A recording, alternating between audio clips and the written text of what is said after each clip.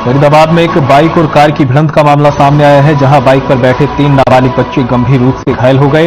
वहीं घटना की जानकारी मिलते ही आसपास के लोगों ने घायलों को फरीदाबाद के सिविल अस्पताल में इलाज के लिए भर्ती कराया, लेकिन गंभीर रूप से घायल होने पर उन्हें दिल्ली के ट्रॉमा सेंटर में रेफर कर दिया गया। जानकारी के अनुसार बाइक चलाने के दौरान सेंट्रो कार के सामने आने से बाइक अचानक डिसबैलेंस हो गई और सभी घायल हो गए।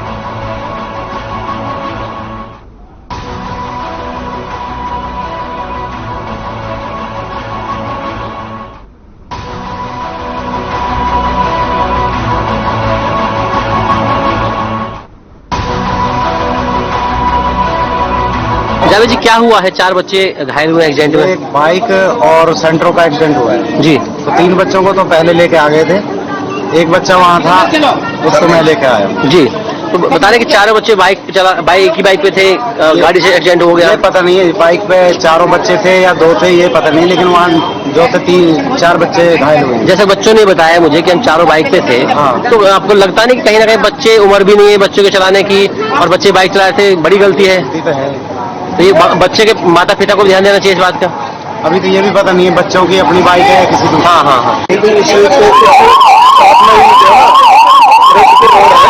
तो वहाँ एक्सीडेंट हो गया था। तो एक सेंट्रो गाड़ी थी, वो कल्ली तरफ से आ रही थी और ये बाइक से जा रहे थे। अच्छा। तो तब तक एक्सीडेंट हो चुका था, मैं तो 15 मिनट बाद पहुंचा था। अच्छा। हाँ।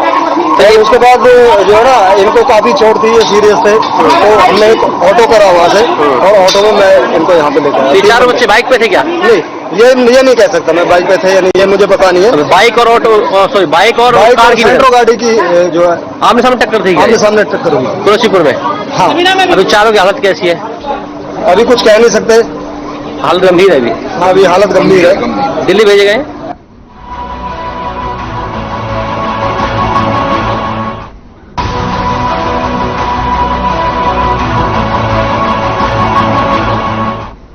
बहादुरगढ़ में कीटनाशक बनाने वाली एक केमिकल फैक्ट्री में अचानक आग लग गई। आग लगने से लाखों रुपए के नुकसान की आशंका जताई जा रही है। आग की वजह से फैक्ट्री की छत भी नीचे गिर गई। सूचना मिलने पर पहुंची फायर ब्रिगेड की टीम ने आग बुझाने की कोशिश शुरू कर दी है। इस हादसे में फैक्ट्री में मौजूद सभी कर्मचारी सुरक्षित बाहर निकाले गए हैं।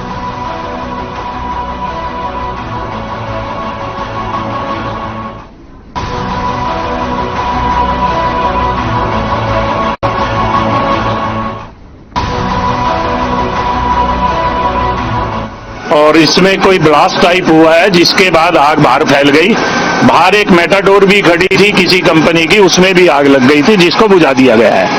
तकरीबन 8-10 आदमी इस फैक्ट्री में काम करते हैं। आदमी सब फैक्ट्री से बाहर हैं, किसी जान का कोई नुकसान नहीं है।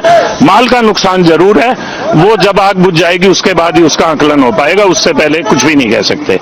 आग कैसे लगी पता चला? अभी कुछ नहीं कह सकते जी। हमारी फैक्ट्री भी यहाँ से 50 मीटर की दूरी पर है। हमने देखा एक बहुत बड़ा काले धुएं का गुबार ऊपर आ रहा था, तो सब हम अपना ऑक्सीजन सिलेंडर वगैरह लेके आए, फायर वाले, और उसके बाद आग पर मौका मुआयने पे आएंगे। एम्बुलेंस ऑलरेडी आई थी। मेरे को आग लगने की सूचना लगी। ये प्लॉट नंबर है RG 75 और ये केमिकल अनिडा नाम की कंपनी है। और मैंने अपनी गाड़ियां 5 गाड़ियां मंगवाई, एक हिंदुस्तान पेट्रोलियम से गाड़ी मंगवा ली। कर्मचारियों का अभी अंदर कुछ है या नहीं मुझे नहीं पता। ओनर के हिसाब से कोई कर्मचारी अंदर नहीं है और आग कंट्रोल हो गई है। अब इसके सर्चिंग के बाद पता चलेगा इसमें क्या है क्या नहीं है। क्या कारण रहा? आग लगने के बाद में पता चलेगा, जांच का विषय है, जांच करने के बाद ही पता चलेगा।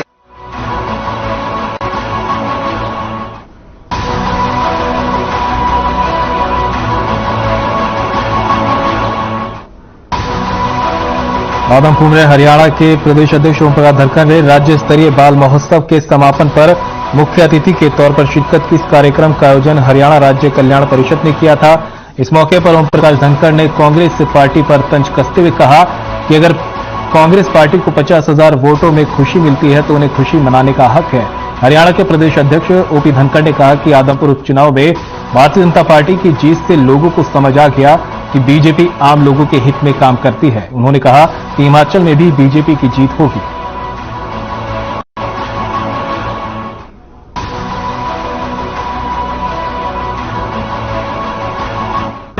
हम अगर छात्र जीवन में छात्र छात्राओं को सहभागी बनाएंगे तो उनको और अच्छे नागरिक बनाने में ये मदद करता है।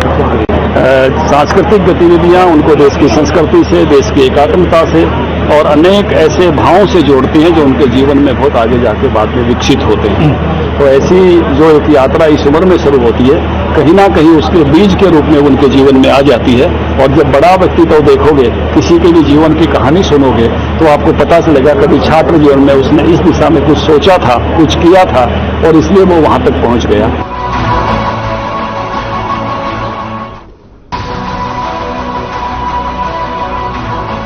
सोनीपत के जुआ गांव में पानी निकासी को लेकर मिनी सचिवालय के सामने किसानों का धरना जारी है। भारतीय किसान मोर्चा के राष्ट्रीय अध्यक्ष गुरुनाम चढ़ूनी ने जुआ गांव पहुंचकर धरना दे रहे किसानों से मुलाकात की। गुरुनाम चढ़ूनी ने कहा कि किसान आंदोलन के दौरान किसानों पर किए गए केस वापसी लिए जाने चाहिए। अगर प्रदेश सरकार ने किसानों पर दर्ज केस वापस नहीं लिए तो 24 नवंबर को प्रदेश भर में रेल रोककर विरोध दर्ज किया जाएगा।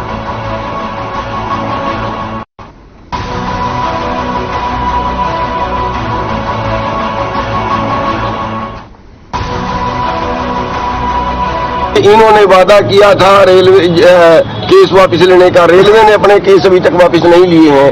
या तो 24 तक ले ले, वरना 24 को रेल रोकेंगे। सर छोटू राम की जयंती है उस पे, और दूसरा 25 तारीख को 2 साल पूरे हो रहे हैं। जो बाकी प्रोग्राम है वो तो फॉर्मेलिटी के प्रोग्राम है। हम कह जाएंगे, भाषण देंगे, घर को आ जाएंगे, उससे क्या हो जाएगा जी? भाषण देंगे तो लखीमपुर में गए, क्या हुआ? छुट गए वो किसान। जो किसान, निर्दोष किसान जेल में बैठे हैं, गए वहां पे बैठ के आ गए, छुट गए वो। चुनाव एक भारतीय लोकतंत्र की जड़ है और लोकतांत्रिक व्यवस्था है देश, तो एक दो प्रोसेस है जिनका भी एक सर्विस सवा है। प्रशासन में लगा, हमने पंप सेट भी लगवाए हैं, 15-20 दिन से पंप सेट चले भी हुए हैं। अब बड़ा मैटर की एक झील थी, डाबर झील थी, और एक नेचुरल परमिशन ही इसका फ्लो पैसा है। तो ये कम्प्लेक्स मैटर है। इरिगेशन डिपार्टमेंट, पंचायत डिपार्टमेंट मिलकर इसमें काम कर रहे हैं।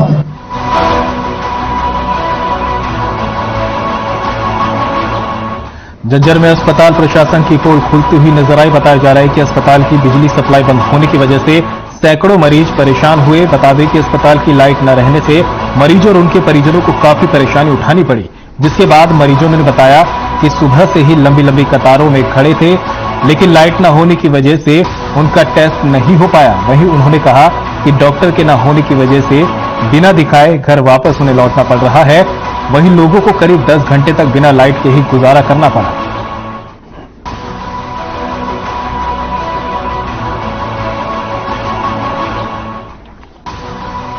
बोल रहे लाइट नहीं है, कल शाम से, पता नहीं कब आएगी। हाँ दिक्कत हो रही है। और अब वापस जाना पड़ेगा। हाँ अब वापस जाना पड़ेगा। डॉक्टर और डॉक्टर से उन्होंने कहा कुछ? किसी ने कोई टेस्ट नहीं, लाइट के बिना बोल रहे कुछ भी नहीं होगा, टेस्ट नहीं हुए। ये भी नहीं बता रहे लाइट कब आएगी, कब बोल रहे कुछ नहीं पता। ना खड़ा हो गया, ये बुढ़ा को लग रहा बैठा बैठा, आए मर गया, आए मर गया, क्या करा? कोई सुनाई ना बेटा, देख के गलम हो रहा। ये तो कसम चले, कोई ना आवे, अब ना आ रही, बता क्या करा? दुखी घने हो गया। रेल में कहते जाओ अपने घर में जाओ, तड़के की छुट्टी से परसों आइयो, परसों का भी ना दे रहा बेटा, आवे का ना आवे, बता क्या करा? हाँ मुश्किल होगी। आज सुबह 8 बजे से बैठे हैं और कार्ड पकड़ा दे हैं कि लाइट नहीं आओगी और जाओ अपना कार्ड ले लेके ना, लाइट नहीं आओगी यही बोल रहे हैं। ज्यादातर ले जा लिए जी, लाइट ना आओ लेके चले जाओ अपने कार्ड। हाँ बहुत ज्यादा डाली, कम से कम भी 20 आदमी ले लेके डाली सुबह।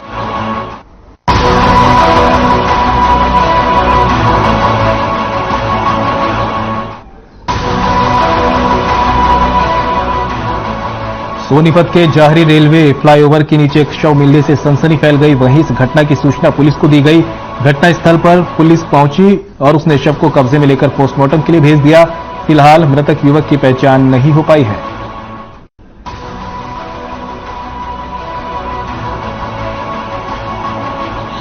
सूचना मिली थी कि कार तो पलटा और एक लड़का गिरा हुआ है जो सवार है, तो मौके पर देखा गया तो इसमें टूटा हुआ तो है शीशा, और लड़का साइड में गिरा हुआ है। लेकिन अभी एफएसएल टीम आने के बाद ही इसको क्लियर कर पाएंगे कि किस तरह की घटना घटी है।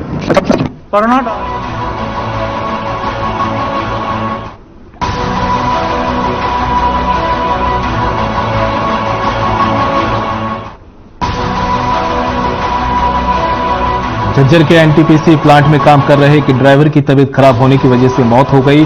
ड्राइवर को इलाज के लिए अस्पताल में भर्ती कराया गया था, जहां डॉक्टरों ने उसे पहले ही मृत घोषित कर दिया। मृतक की पहचान 64 साल के श्याम सुंदर के रूप में हुई है। जांच अधिकारी कुलदीप ने बताया कि श्याम सुंदर पहले रेलवे में लोको पायलट था, उसके बाद वह रिटायर होकर एनटीपीसी प्लांट झाड़ली में ड्राइवर के रूप में नौकरी कर रहा था। रविवार की सुबह वो ड्यूटी पर मौजूद था, जहां अचानक उसकी तबीयत खराब हो गई, जिसकी वजह से उसकी मौत हो गई।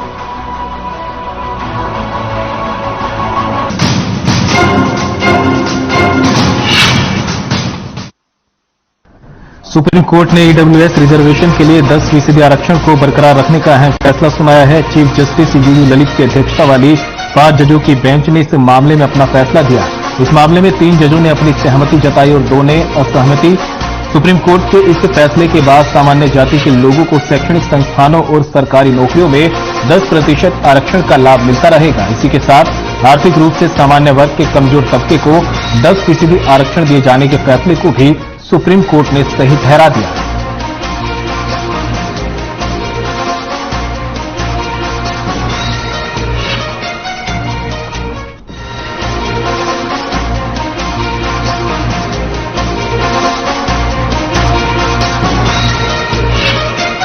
करनाल में सीएम मनोहर लाल ने नेता प्रतिपक्ष भूपेंद्र सिंह हुड्डा के बयान पर पलटवार किया। उन्होंने कहा कि आदमपुर उपचुनाव में मिली हार से बौखलाए वे बयानबाजियां कर रहे हैं।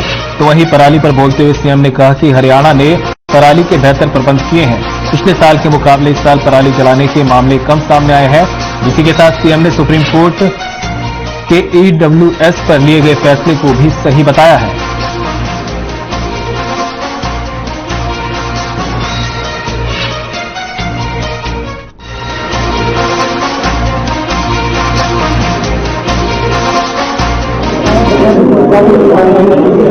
अब कोई ना कोई झेप मिटाने के लिए उनको कोई बात करनी है तो करते रहें, ताकि नथिंग सक्सीड्स लाइक सक्सेस। एक सवाल और सर, ये फाइनल था 2024 जिस तरह की नीति बनाई, फाइनल था 2024 का। नहीं, ऐसे फाइनल का और सेमीफाइनल ब्लू फाइनल का विषय नहीं होता। ये तो लगातार हम जब से सरकार में आए हैं हम आगे ही बढ़ रहे हैं, पीछे कभी भी नहीं हटे हैं। और उसमें हमारे चाहे वो कारपोरेशन के चुनाव हों, चाहे हमारे विधानसभाओं के चुनाव हो, उसमें भी आगे बढ़े हैं। जीत हार एक विषय होता है, लेकिन पिछले परफॉर्मेंस से हम आगे बढ़े और इस बार हमने जीता भी है। कभी भी पिछले 8 साल में चुनाव में किसी समय हम पीछे नहीं हुए, हम आगे बढ़े।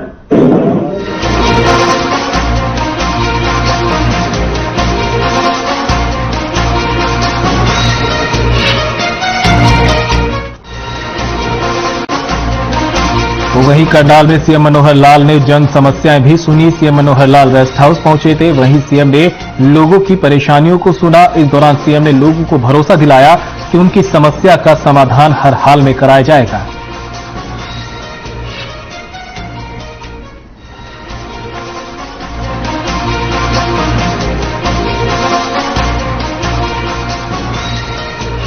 मुख्यमंत्री मनोहर लाल ने करनाल में फिल्म दादा लक्ष्मीचंद का प्रीमियर शो देखा। सीएम ने कहा कि फिल्म में हरियाणा को टैक्स फ्री किया जाएगा। फिल्म 8 नवंबर को रिलीज होगी। फिल्म सूर्य कवि दादा लक्ष्मीचंद के जीवन पर आधारित है। वहीं मुख्यमंत्री मनोहर लाल ने इस दौरान कहा कि फिल्म से नई पीढ़ी दादा लक्ष्मी की कला को पहचानेगी। फिल्म में दादा लक्ष्मीचंद को जितनी कठिनाइयां आई वे सब दिखाया गया है। सभी ये फिल्म देखें और उनके जीवन से प्रेरणा लें। फिल्म में यशपाल शर्मा, हितेश शर्मा और सभी कलाकारों ने अच्छी भूमिका निभाई है। सीएम ने कहा कि हरियाणवी फिल्मों को प्रमोट करने के लिए हमने फिल्म पॉलिसी बनाई है।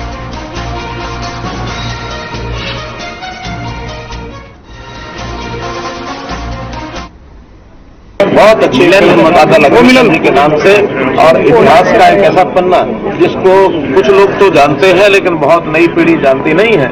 नई पीढ़ी के सामने दादा लक्ष्मीचंद जी का जो कला का स्वरूप, जिस प्रकार के संदेश उन्होंने दिए हैं और कितनी कठिनाइयों में से उन्होंने अपने जीवन को आगे एक तपस्वी के नाते से आगे बढ़ाया है, वो सारा विषय आपके सामने आया है।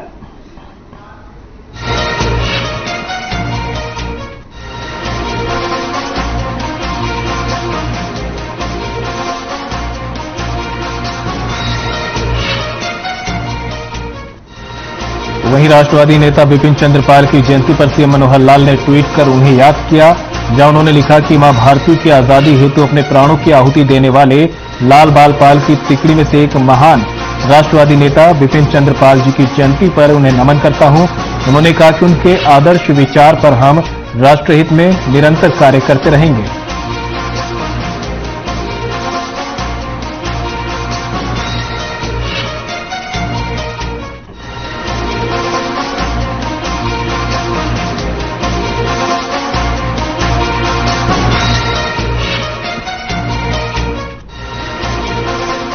बिजली मंत्री रणजीत सिंह चौटाला ने विपक्ष पर निशाना साधा। इस दौरान उन्होंने कहा कि आदमपुर उपचुनाव के नतीजे आने के बाद काफी संख्या में लोग इनेलो को छोड़कर बीजेपी में शामिल हो रहे हैं। वहीं उन्होंने कहा कि आदमपुर उपचुनाव की हार के बाद इनेलो की चर्चा ही खत्म हो गई है।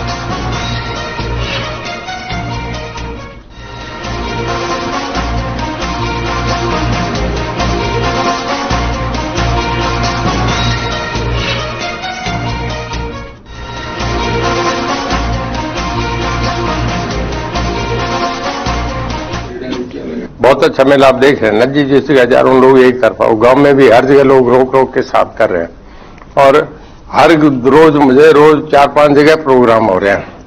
जो बैठे हैं इनेलो में कल के रिजल्ट के बाद भाग भाग के आ रहे हैं, कहते थे हम आपके साथ है। देख लिया कि पार्टी जब खत्म होगी, जैसे कांग्रेस जीरो होगी, लोग बीजेपी की तरफ आ रहे हैं, ऐसे इस इलाके में सारे मेरे साथ जुड़ रहे हैं।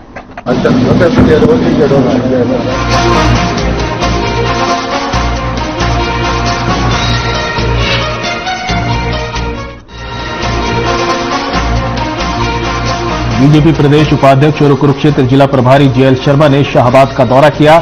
इस दौरान सीएम के राजनीतिक सचिव कृष्ण बेदी के आवास पर लोगों ने उनका स्वागत किया, जिसके बाद उन्होंने कहा कि 2024 में तीसरी बार भी प्रदेश में बीजेपी की सरकार बनेगी। इसके साथ ही उन्होंने कांग्रेस पर तंज कसते हुए कहा कि कांग्रेस गई नहीं, बल्कि पार्टी का मूल सिद्धांत ही खत्म हुआ है। वहीं इस मौके पर बीजेपी जिलाध्यक्ष रवि बतान, पूर्व विधायक अनिल धनतोड़ी और कई कार्यकर्ता मौजूद रहे।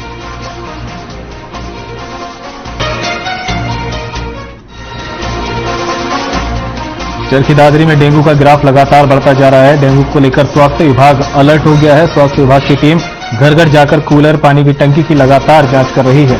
स्वास्थ्य विभाग के मुताबिक इस साल पिछले साल के मुकाबले डेंगू में काफी कम केस दर्ज किए गए हैं। इसी के साथ स्वास्थ्य विभाग की टीम लगातार फॉगिंग कर रही है, जिससे डेंगू की रोकथाम की जा सके।